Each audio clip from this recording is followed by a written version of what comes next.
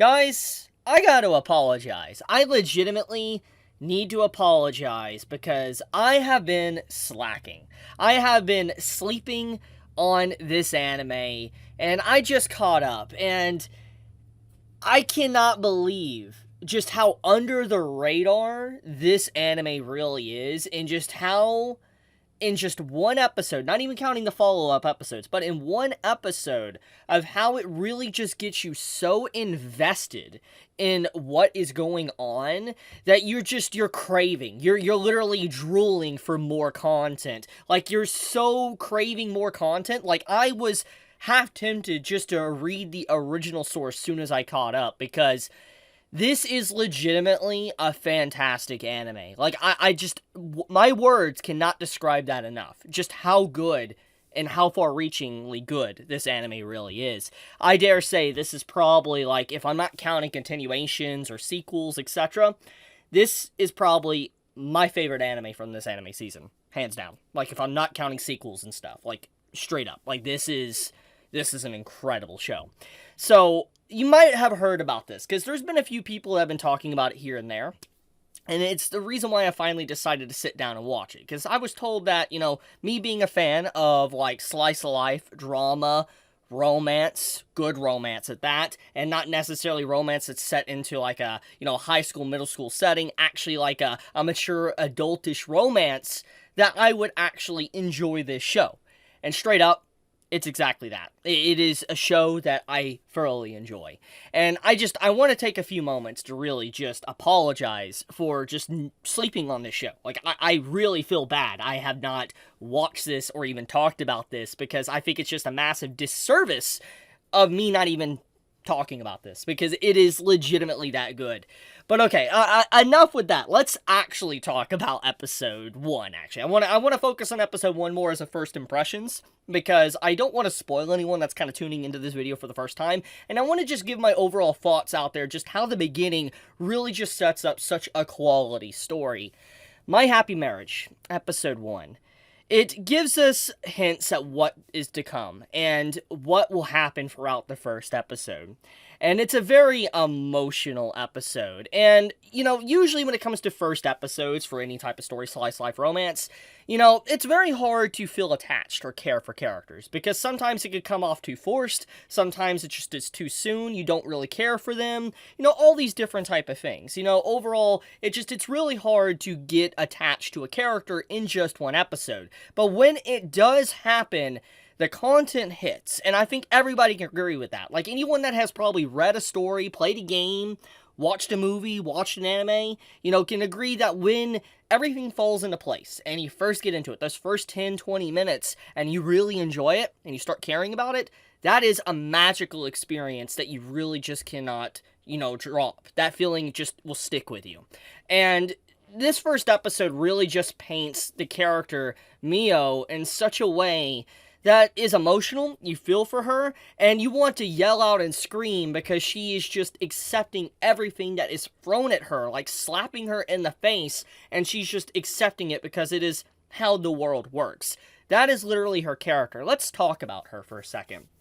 Mio, at least with episode 1, is a very meek, quiet character that has been reduced to pretty much being a servant girl in her own family. She works amongst the servants, she cares for her sister, her younger sister at that, her parents, and she even watches the man that she loves get married off to her younger sister, and there's just nothing she can do about it. And in moments like these, especially with stories, you would think that she would cry out, scream, yell, show some form of anger in this moment, but she doesn't. All she does is sit there by herself, and she just wallows in agony, in complete and utter sadness. It's legitimately an emotional scene that really just captivates her character. Like, it really, encapsulates what she is and what she does as a person, and, seeing her just continuously shoved down by the world, and then when we finally get, the little bit of a flashback, like a montage scene, and I think it's a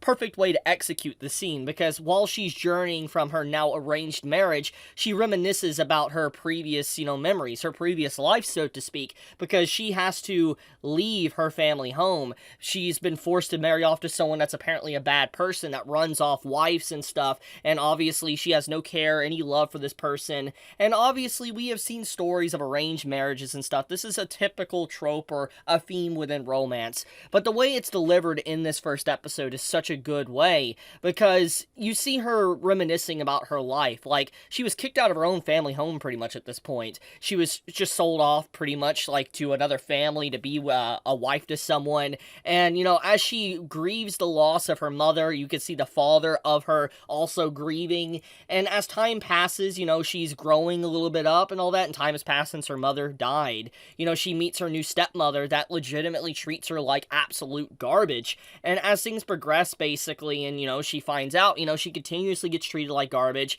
and then the very tree that her mother planted that was the last memento of her mother was cut down, and even though we don't know the full reason, we could assume the tree was dying or whatever, it doesn't change the fact that, you know, everything that she loved and cherished within her own home since she was a kid was just torn away from her, ripped apart, torn to shreds, and literally someone that grew up in this very house eventually was just straight up a servant to her family, which is just a sad circumstance and sad life.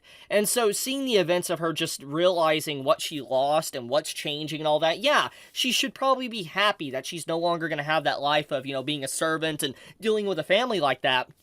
But it doesn't change the fact that it was the home that she lived in since she was a kid, and now that's even gone. Even the memories of walking through the hallway and being with her mother when she was a kid is now gone. She no longer could venture through that house, be in the room that she's been in since she was a kid. It legitimately is just a very sad moment of the episode. And like I said, the episode really just gets you into the character, gets you into the story, and wants you to know more. And then we get introduced to the person she is now betrothed to, someone she will now marry. And legitimately, he is, we could assume, a good guy. He doesn't seem to necessarily be a bad guy. This is a trope and a cliche you see in a lot of stories, to where you have this cold, demeanored character that seems to be very bad or mean or whatever. Turns out he has a really soft spot in his heart. He's kind and generous. It just depends if you get to know him. And in this case, you know, he's definitely probably one of those characters, especially with the way the first episode depicts him. But it doesn't change the fact, though, that, you know, Mio as a character, she goes through a lot. And I could not imagine, as someone that was in her shoes, being able to just sit there and deal with this. But at the same time, I take a step back and I'm like, I can't imagine that. Because as I talked about in my vlog videos as of late, you know, I'm an individual that bottles things up inside. I bottle it up until eventually I explode. And I see myself a lot in Mio as a character. I see her as someone that bottles everything up, all the anger, the sadness, everything just within her own self. And there's going to come a day to where she's probably going to explode. She is going to explode with emotions and all that, because she's just not been able to express herself properly for all this time. She's just been a very quiet and meek girl. I just really love the way this is just such a nice character-driven episode, and I think that obviously is one of the most important aspects of a romance slice-of-life story, is the characters, because obviously you're not going to have high action and, you know, crazy fights and stuff in these type of stories. I mean, you can have gorgeous scenery and background art and all that, which, you know, we do get some of that with this episode. There's a lot of good and gorgeous background art and all that while it's, you know, being displayed. But the big point is that they really wanted to hammer in the character department and the VA work, and I really appreciate that. It's a legitimately fantastic first episode, and I cannot recommend this enough. Like, I was legitimately blown away when I just only watched the first episode, and I dived in and I had to watch the rest of the episodes because it was just so good. I just will say, if you're wanting to watch a good show, like, if you're craving something new and you're wanting to watch something, give My Happy Marriage a shot. I cannot recommend this enough of just how good it is and just how it blew me away with every single turn and expectation.